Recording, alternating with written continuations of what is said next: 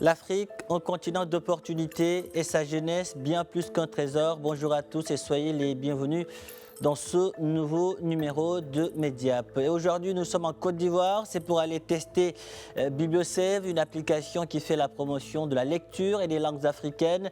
Elle offre également un espace d'études et de soutien scolaire. On y retrouve des milliers de livres sur la littérature africaine, dont des recueils de poèmes, des pièces de théâtre, des romans de jeunesse. Il y a aussi des bandes dessinées. On peut également apprendre des langues africaines telles que le bété, le baoulé, oui, le malinké, mais aussi le lingala. Cette start-up qui démocratise l'accès au livre a été cofondé par Ali Diaby, un jeune écrivain fou amoureux des lettres et de la poésie.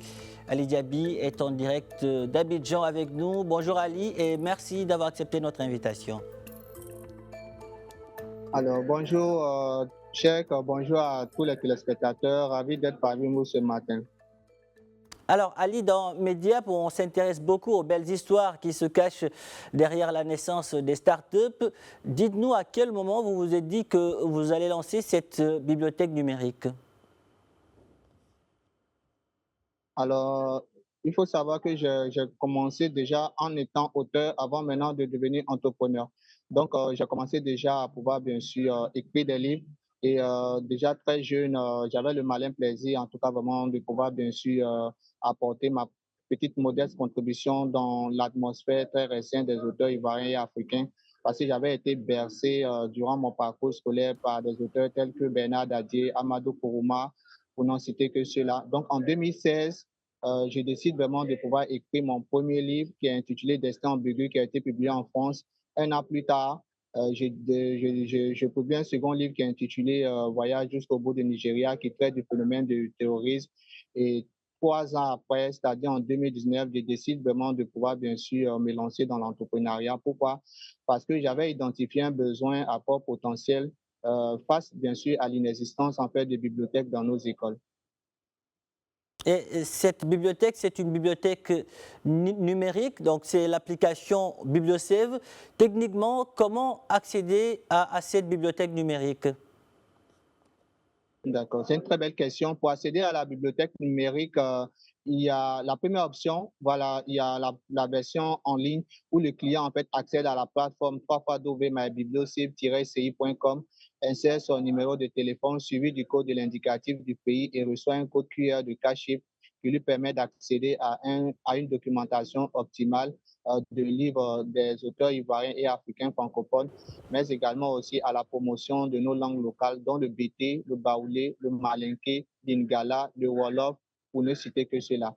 Notre mission est de pouvoir, bien sûr, préserver nos langues vernaculaires, mais également aussi diffuser le savoir et la connaissance en Côte d'Ivoire et en Afrique francophone.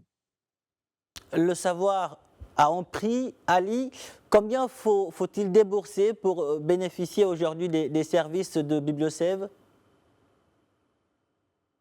Alors, pour bénéficier des services de BiblioSave, c'est qu'aujourd'hui, le client, d'accord, a la possibilité non seulement, d'accord, de pouvoir bien sûr souscrire à moindre coût via son smartphone, peu importe l'endroit où il se trouve, afin de pouvoir simplifier la vie du consommateur, accéder à des livres de littérature ivoirienne et africaine francophone, de pouvoir bien sûr réduire le taux d'analphabétisme, et de pouvoir également aussi être compétitif dans l'industrie du livre parce que, comme le disait un proverbe, la connaissance se trouve dans le livre et la lecture est un remède contre l'ignorance.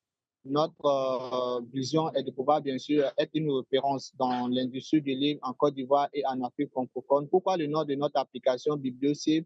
Alors, Biblio, en fait, fait référence au mot grec, tandis que Save est un mot anglophone qui veut dire sauvegarder. Du coup, de par sa valeur étymologique, BiblioSave revient en fait à pouvoir bien sûr digitaliser les livres sur une plateforme sécurisée d'auteurs ivoiriens et africains francophones, mais également aussi à la promotion de nos langues locales dans le souci de pouvoir bien sûr former et informer le paysage ivoirien et africain, tout simplement. Et aujourd'hui, à qui s'adresse cette bibliothèque numérique? D'accord. La bibliothèque numérique s'adresse à tous les consommateurs de livres en Afrique francophone, dont les enfants du niveau primaire, secondaire, les adultes des entreprises privées, publiques, les étudiants des grandes écoles et universités. Alors, dans BiblioSave, les élèves et étudiants ont la possibilité, Ali, de retrouver certains livres, des livres-programmes. Comment se passe aujourd'hui le Absolument. partenariat avec les maisons d'édition? C'est une très belle question. Alors, le partenariat se passe à deux niveaux.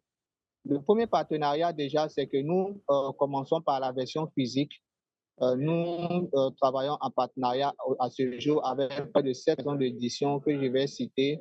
Nous travaillons en partenariat avec les éditions Edili, nous travaillons en partenariat avec les éditions du Net, nous travaillons en partenariat avec Ratma Édition.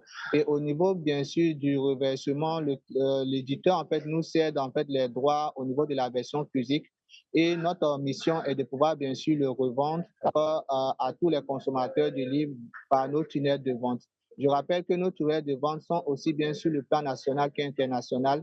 Et notre stratégie est une stratégie de masse en partenariat avec gagnant-gagnant avec les écoles et universités, de participer aussi à des salons de livres, aussi bien sur le plan national qu'international, de participer aussi à des chaînes de radio et de télévision afin de pouvoir promouvoir la lecture, parce qu'il faut de constater que beaucoup d'enfants et de personnes aujourd'hui du troisième âge ne lisent plus. Notre vision est de pouvoir redorer d'accord, le blason de la lecture, et notre dernière stratégie est d'évaluer les possibilités d'étendre notre innovation technologique d'accord, dans les pays de la CEDEAO. Aujourd'hui, nous sommes représentés dans 5 pays, dont le Canada, le Togo, la Guinée-Conakry, le Sénégal et bien évidemment la Côte d'Ivoire. Nous pensons que nous pouvons faire mieux en cette année 2025 et nous pensons qu'en passant par votre chaîne de télé, nous pouvons atteindre vraiment, on va dire, une cible plus grande parce que, comme je le dis toujours, notre vision, vraiment, elle est à fort potentiel, celui de pouvoir, bien sûr, alimenter 1% des pays francophones de la CEDEAO afin de réduire le taux d'analphabétisme face à En tout, l'inexistence de bibliothèques dans nos écoles. Dans nos en tout écoles. cas, Mediap est là pour faire la promotion de l'entrepreneuriat et de l'innovation en Afrique, pour montrer tout ce que font ces jeunes Africains aujourd'hui, pour montrer que l'Afrique est un continent d'opportunités et que sa jeunesse, comme je le dis souvent, est bien plus qu'un trésor. Alors, Ali, pour certains, le livre papier fait dormir, d'autres pensent que le livre numérique, c'est du vent en termes de sensations, de sentiments. Quel est votre point de vue par rapport à ce débat? Il faut savoir que déjà, moi, j'ai été bercé par les livres papier. Donc, je pense que le livre papier, c'est quelque chose en fait qu'on ne pourra pas me l'enlever parce que j'ai été bercé par les livres papier. Et comme je l'avais dit tout à l'heure, de par sa valeur étymologique de bibliothèque, on a les livres papier, d'accord, qui viennent en fait apporter un plus. Et maintenant, la version numérique, tout simplement parce qu'on est dans un monde de plus en plus numérisé. Et il faudrait savoir que les maisons d'édition, d'accord, doivent être au parfum, d'accord, de cette opportunité-là. Parce qu'aujourd'hui, ça va non seulement créer de l'emploi pour les jeunes, et ça va permettre aujourd'hui à ces maisons d'édition-là de pouvoir doubler en fait leur chiffre d'affaires. Comme moi, je l'ai dit toujours, la lecture en fait a des vertus thérapeutiques. La lecture, par exemple, est un puissant antidote contre le stress. La lecture stimule le cerveau, optimise la concentration, développe l'imagination. La lecture aussi nous permet d'apprendre l'histoire des peuples et des civilisations, d'apprendre aussi nos langues maternelles. Et surtout, la lecture aussi accroît notre intelligence. Et pour terminer, la lecture aussi nous connecte à de bonnes personnes. Ali Idiaby, cofondateur de l'application BiblioSave. Ali, aujourd'hui, quel est le niveau d'implication des autorités ivoiriennes dans votre projet? Est-ce que vous bénéficiez, par exemple, de subventions ou de soutien logistique de la part de l'État? Ça, c'est une très belle question. Déjà, je tenais à remercier déjà tous nos partenaires. Vous savez, l'entrepreneuriat, c'est vraiment un chemin d'apprentissage. Il faut déjà en fait montrer de par, bien sûr, ton potentiel que ta mission, en fait, ce n'est pas, en fait, de pouvoir, bien sûr, chercher l'argent. Moi, j'ai toujours dit que l'argent, en fait, est une conséquence et non, d'accord, un objectif. On vient résoudre un problème et on essaie vraiment en amont de pouvoir, bien sûr, diffuser le savoir, la connaissance et puis surtout combler, en fait, un manque, en fait, de suivi éducatif. Donc, ici, pour répondre à votre question, effectivement, nous avons eu la chance vraiment de participer, d'accord, à des programmes sur le territoire national où nous avons bénéficié vraiment d'un accompagnement. Et aujourd'hui, je suis très content parce que le ministère de la Culture et de la Francophonie, Madame François Rema, fait beaucoup, d'accord, pour l'industrie du livre en Côte d'Ivoire. Le président de la République, son Excellence Alassane Ouattara, a vraiment, pour cette année, mis l'accent sur l'innovation et la culture. Et toutes ces actions montrent à telle enseigne que l'industrie du livre, d'accord, est un secteur porteur.